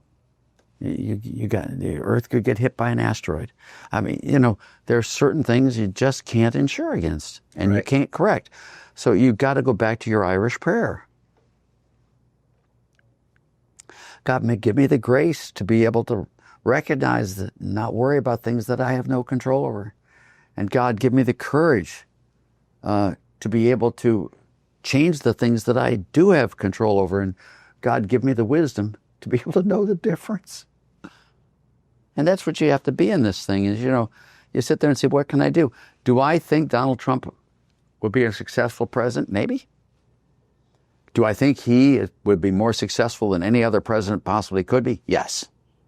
But there's lots of stuff that can happen. COVID-19, he was a lock. And then all of a sudden COVID-19 came and stopped it. Yeah, he had a spectacular presidency until COVID-19. That's right. And who then would have guessed it? Then I seem to sense that he fell under the spell of these healthcare people and allowed them the freedom that he should perhaps. He's not an ideologue. Yeah. You know, he's not you. And much more he's me. I am not a freedom lover. I'm not a freedom hater. I can give a damn about freedom. If giving up your freedom meant you don't starve to death, I'll give it up every day of the week and twice on Sunday. I'm really after economics. I like to see people prosperous, doing well, et cetera, even if their freedoms aren't maximized. And Trump is very much in my camp on that. I understand the Trump world. If it's a socialist state, I can survive a socialist state. I can survive a communist state. I can, right. You know, right. Do I want mine to be this way? Yes. But Trump is not ideological in this stuff. He's not laissez-faire because it's the right thing to do. He looks at the evidence and he runs it like a business. I don't know of any CEO who's laissez-faire. And I don't know any CEO of a company who's liked. You just don't like your boss. It's for obvious reasons. He demeans you. He belittles you. He steals your ideas and claims them as his own. I mean, they're awful people till you're one of them. And then you steal their ideas. And that's Donald Trump. Good. Now, talking about you follow me on this? Oh, I do. I've been a boss. I've been an entrepreneur all my life. But entrepreneur's different. Entrepreneur's different. Well, this is a boss. Donald Trump, when I got the Medal of Freedom, that one up there. Right. There was a girl and I was fixing a light on a ladder, and he comes out of the back room there and starts screaming at her. And I thought she was going to fall and break her neck. Everyone was aghast. He just, and just, that's what he does. Now, that's not my demeanor, but it is his. But it is my godfather's demeanor, and it was my father's demeanor. But I get along with those people really well. I like them a lot. I love people who make decisions. So what is the difference between that and an entrepreneur? Entrepreneur has new ideas and creative things, and it still has to be a boss to make. Oh no, I'm not saying entrepreneurs don't have bossy tendencies. Some of them do, some of them don't. Okay. But I know a lot of entrepreneurs who just get hammered once they try to do business and may develop a product and then they lose it and someone else goes it. You get. I remember what was the little hovercraft? Yeah, I remember. Yeah, hovercraft. I was right. My factory that I worked in when I was right next to hovercraft in Southampton.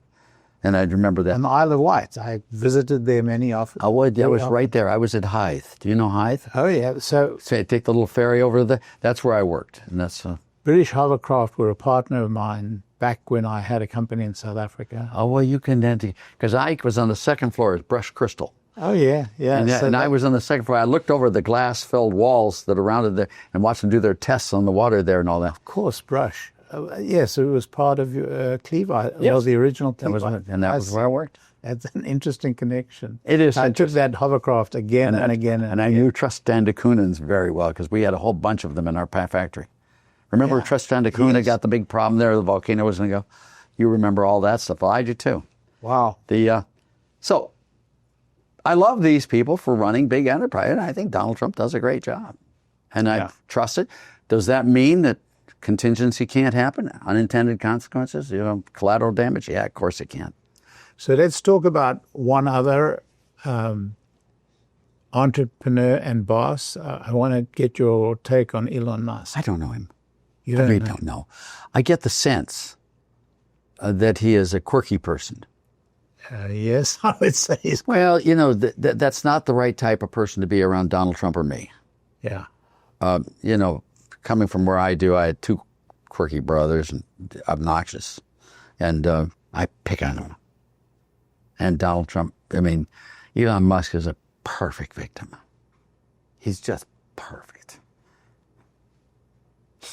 He's a brilliant man, does great projects and all that stuff, but my sort of aggressive kick the kid when he's down hits me when I see Elon Musk. You think he's down? No, I don't think, no, I didn't say that.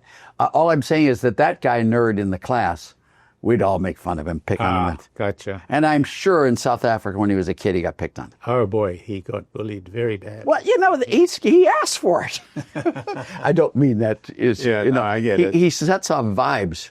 Yeah. You just want to taunt him. You want to do something. And I'm sorry, and Donald Trump sees it and does it. Yeah. And that's what Donald Trump does. That's a very interesting take. I had never given it, I didn't see it from that perspective. Donald Trump is very much of a human. Yeah. Really, very much of a human, which is the part I love. I'm sitting there with him in this one before that. And we're sitting there, I said, Art, do you like candy? And he got, on my right was Stephen Miller. I was Stephen Miller. It was Stephen Miller to my right and James Blair to the left. And they were just sitting there with staff. We were talking. They're frozen. And I'm goosey-loosey. I don't know. All right, you like candy? It's this big basket thing of candy and rumpling through it. He said, yeah, I love it. He says, Tootsie Rolls, you like those little? Oh, I love them. He fires two of them across at me and I'm unraveling one. How about peanut butter cups? Oh, I love those guys. He flapped it over into me there. Yeah. And then by the end, I had caramels and all this stuff and I popped them in my pockets like that. And these guys were all sitting there. And he looks at me and says, Arthur, there are some people who are addicted to alcohol, but I'm addicted to candy. And I said, well, sir, I'm addicted to both. And this is the relationship I had with him. In the first term, he would ask me to walk with him between meetings instead of just, we'd talk about people and gossip and all. And I kept all my notes there. No one has those notes, but I kept them from my file of all the, I think we had 42 topics in that meeting. And, when I left there, it was high pitch discussion and very active. And he was really knowledgeable. When I left, another guy came in and he did another hour and a half with someone else. And I went back. Amazing. At that age, to have that kind of energy, it's just truly amazing. Well, I think I do too, except I don't go without sleep. And, we have a great relationship. I like him very, very much. Do I want to work for him? Not in your life. Do I want to see him succeed? You better believe it. And do you believe that this is going to be a success, these 4 years? I just went through the 5 kingdoms. Yeah. You heard it. Yeah. That's all I do with myself. I don't have any other thing that's secret sauce below that. That's how I literally look at the world. And I take the big, beautiful bill and ask myself, which direction am I going? And you sit down with it and, parts and pieces and stuff. But bottom line, I think it moves us. I can't imagine the highest tax rate going from 37 to 39.6. I can't imagine quintupling the death tax. I can't imagine what that would do in getting. The corporate tax would be fine, but I can't imagine what it'd do going back to old depreciation schedules. So, I can't imagine all that. Maybe you guys can, but I see a very bad world. So you see us on this better course, and let me ask you this final question. how do you see the deficit? I don't see the deficit. It's not a relevant metric for me. It's direction rather than... No, it's not even, the deficit is a construct. It's like a price. I don't look at prices. I look at the quantities and stuff. The deficit is a consequence of spending and taxes and growth and all of that stuff. And I don't look at it as being a problem. In fact, I really think, no insult meant, I really think people who think about deficits and national debt as being kooks. Well, you don't ask me why? It is. Well, no, I'm going to ask you why, but I'm going to say that it is it is broadly the question that is asked. It's because people ask stupid questions and they shouldn't. The debt and deficits are just the most irrelevant things in the world. They're the result of this interplay. No, not because of that. Let me go through it with you. You need to, and pretend we're business people. Yeah. Okay. When you look at the national debt, what is it, 37 trillion, something like that. I mean, how many zeros are there in a trillion? 12. But you had to stop and think, didn't you? I didn't even get to the 12. Yeah, but you started going thousands and the millions, then the billions, and they're okay. Then you got 4. Oh, I got 4, 12. But when you look at it there, and they say 37 trillion, it's 135% of GDP, and Sydney, can you open that window? I want to jump head first. So, take a lewd. Let's take a little deep breath, okay? First place, when you look at numbers like the debt, okay, 135% of GDP, you know a lot of that debt is held by government agencies, okay? Yes. So you surely look at the net debt figure. When you have debt with a bank, if you have deposits that are larger than your debt to the bank, it's not a problem. So if you take all the debt, intragovernmental debt out and look at a consolidated balance sheet, brings you way down. It brings you down to about 100% of GDP. Now that's still very high. Okay? Yeah. But that's the first adjustment you do. Then you sit there and remember, you never mix stocks with flows and flows with stocks. Right. You never do. You never take an income statement item and match it to a balance sheet item. You always look at income statement items to income statement items or cash flow items. They're the same thing. Absolutely. So you always compare flows with flows and stocks with stocks. Now, of course, as you know, debt to GDP, debt is a stock and GDP is a flow. Totally illegitimate comparison. So now what is the correct comparison? Well, the way I look at it, and you can do a lot of these others, is I look at debt to wealth, and I look at debt service to GDP. If you're a banker and your guy comes and wants a mortgage, what are the 2 questions the bankers ask you? What's your income? What's your income and what's your debt service? Can you afford this thing? And the second thing is, what's the coverage? What's your how much is your house worth versus the debt? So you know you'll get paid. So you do it, debt to wealth. If you look at that number, it's about 20% of U.S. wealth. I mean, it's too high, but I'm not going to, no, I die now, I can't handle it. But it's the direction. It's not that it's too high. I'm not going to let you do that. I'm not going to let you, it's debt to wealth is not. And then you look at debt service to GDP, which is about 3.5%. That's where it was. Under Reagan, it was 5%. I mean, we're fine. We got rid of that. I mean, so look at those. Neither of those are jumping off the cliff numbers. They aren't. Now let's talk seriously about debt. Debt is a tool. It's not a good tool. It's not a bad tool. It's a tool. In the hands of a bad person, it's a bad tool. In the hands of a good person, it's a good tool. Let me put it to you this way. I'm going to let you borrow all you want at 1% and let you invest all you want risk-free at 20%. How much do you want to borrow? Unlimited. Unlimited. Reverse those 2 numbers. I'm going to let you borrow all you want at 20% and let you invest all you want risk-free at 1%. 0. Yeah.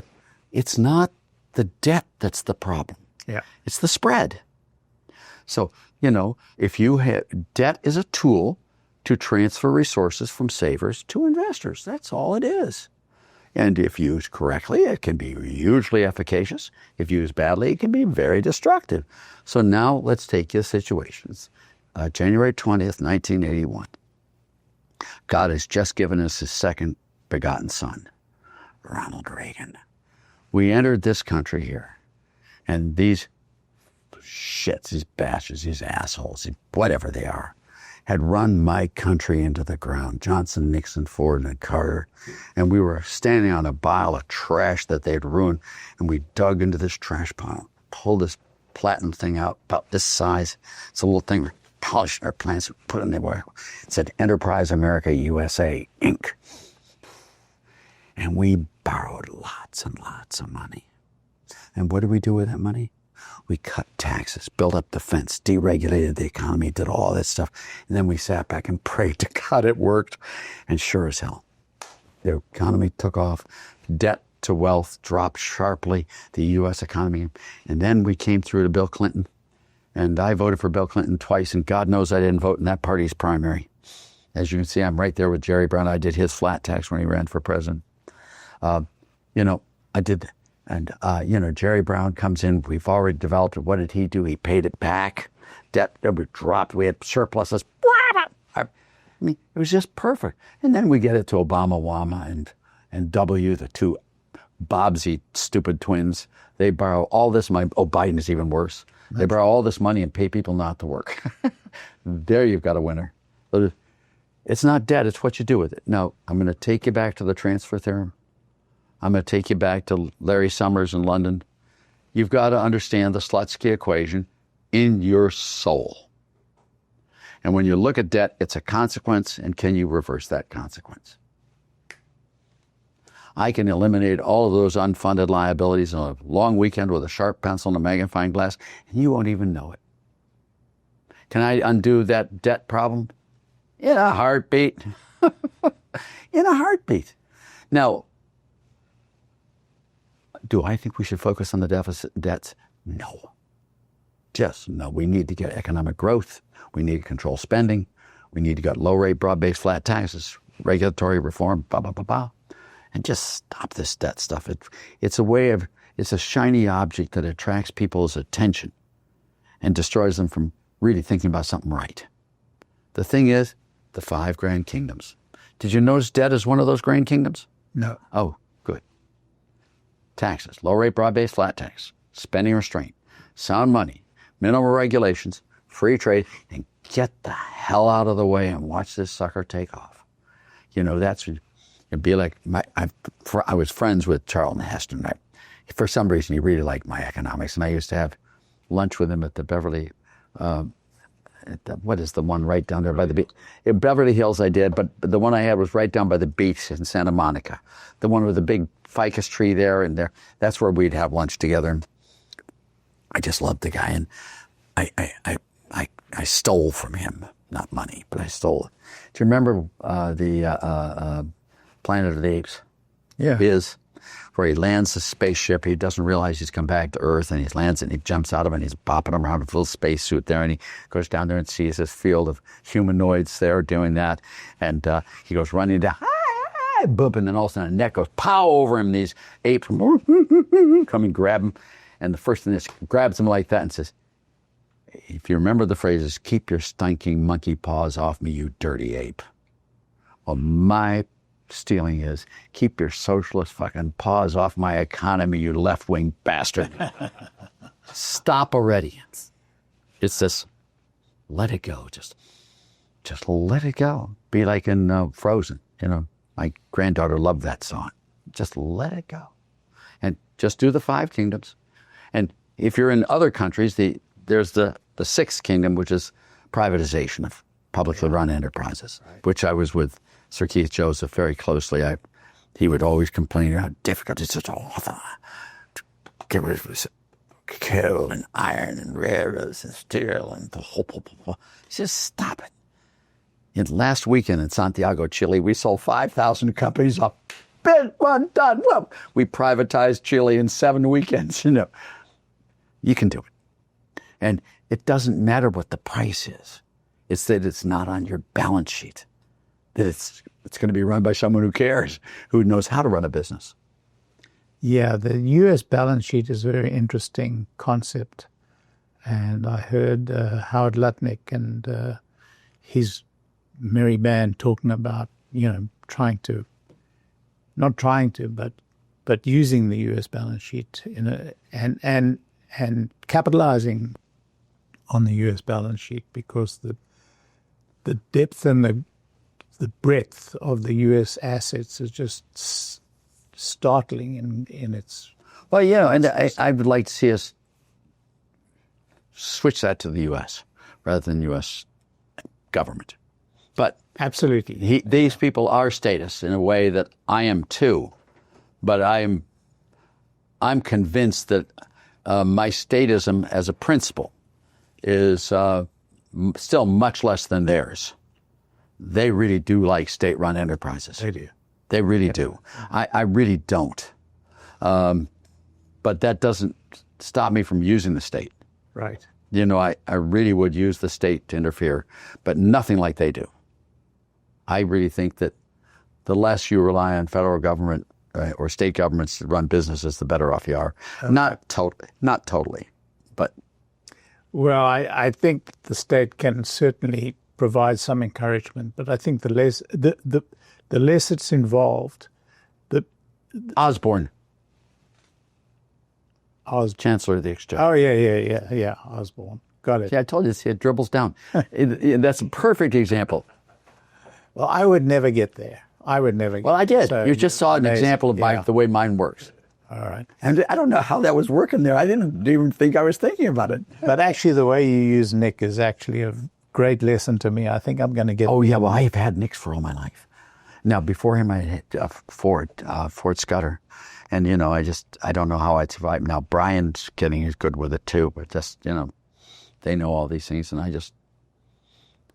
Well, I have to thank you. It's been Does this make sense to you? An absolutely illuminating lesson. We're all here because of one person.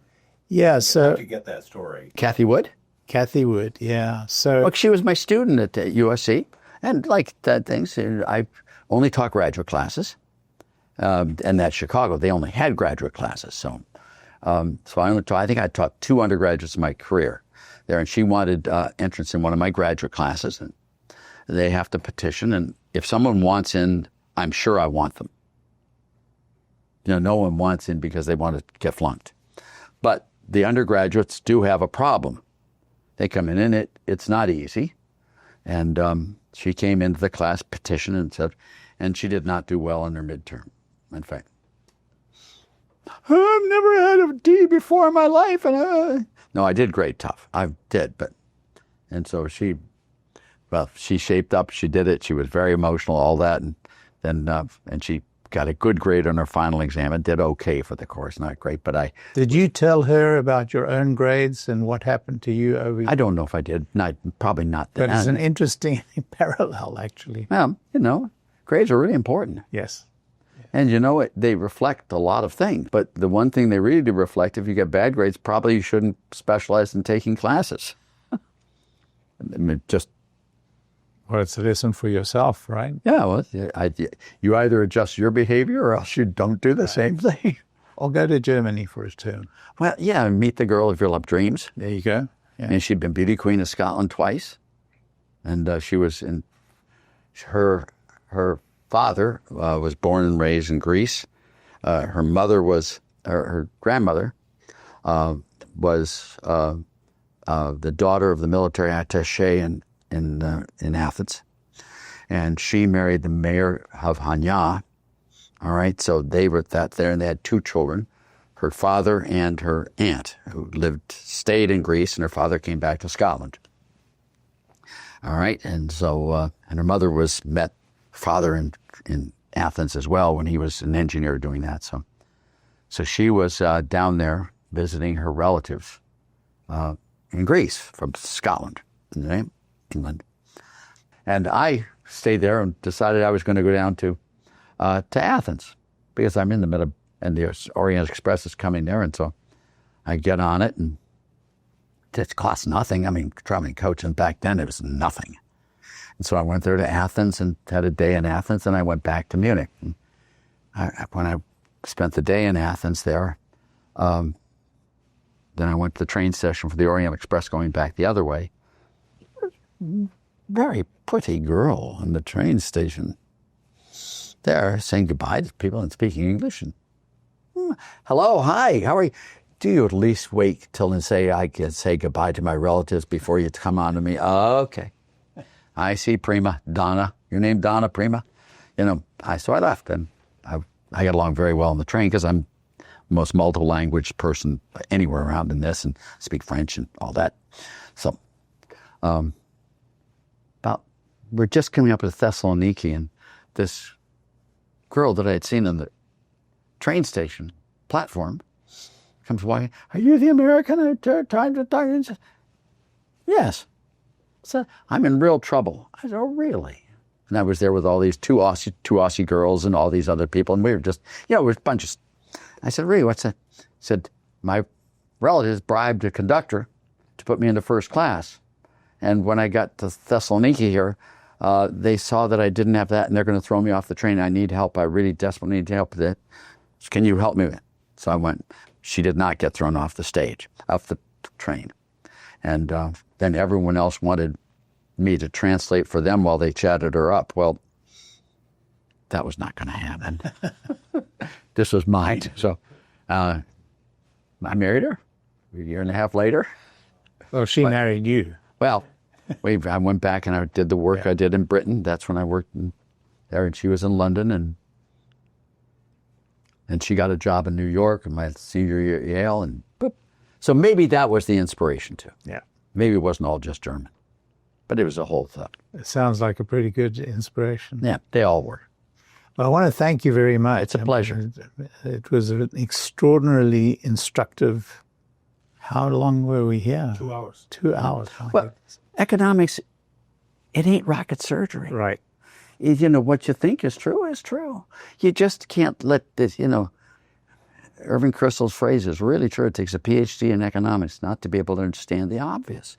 And my colleagues don't understand it. They are willing to rebut arguments they know to be true in order to curry favors with their political benefactors. And I've never wanted that to happen to me. Never. And so I just don't work for them. And if you want me to come in and give it. And now Austin Goolsbee asked me to come down and spend time with Obama. And we had it worked out. And, Austin's not on my team, as you might have guessed, and all that. He did it. But he did want me to go down there. And with the last, it was finally set up. And, they went through me like a fine-tooth comb because and then at the last minute, Valerie Jarrett just vetoed me. She said, no, it's not going to happen. Really? Yeah. They do not want a second opinion. They do not want someone else to come in with a different view. And I did want to ask you about Milton Friedman, because you were at Chicago, I think, in the last couple of years that he was there. I knew him very well. And how did you guys get on? Not so well. Not so well. No, I do like him personally a lot. I was under a lot of pressure at Chicago. They tried to remove my tenure, and there was a big scandal. Oh, yes. I survived it very well, thank you. But it was, Milton was wonderful with regard to that. Milton was wonderful, but monetary theory makes no sense at all. Changing, controlling the school vouchers are nothing like merit payments. Rewards of excellence is much better. Do you really care if it's a public school or a private school? Not really. No, I just care that they be educated. Yeah. So you should reward the education. You should follow the Bhagwati theorems and, negative income tax. I'm sorry. There were tons of things with Milton that I did not agree with. I liked his general price theory stuff. Yeah. But no, in macroeconomics, I mean, come on. That money operates with a lag on output. That's dumb. If you know that money's going to cause output to rise 6 months from now, what do you do now? If you know the price is going to go up next year, what do you do this year? Buy all you can and makes it go up this year and preempt. Efficient markets is much better than anything Friedman's did. And, the Chicago sort of efficient markets, random walk stuff, and, all that stuff makes much more sense. So, but I liked him very much personally. In fact, you see that dot down there? There he is, yes, 2 grandkids. Yes, right. And if you go, there he is right next there. I liked him very much. Rose was a prickler. But, you know, he's just a fine man, and we got along well personally. We had one debate with the whole graduate student there. Do graduate students increase faculty salaries or reduce them? Right. And I say that graduate students reduce them, and he said they increase them. And we got in this long debate, and then finally we realized when you're an old faculty member, they clearly increase them. Where you're a young faculty member, they're substitutes for you. You know, it turned out to be very funny, the resolution of that one. And I guess the Laffer curve came before that, right? The Laffer curve's been around forever. Yeah. It's just that they didn't use it. And once they saw it, it's stupidly obvious.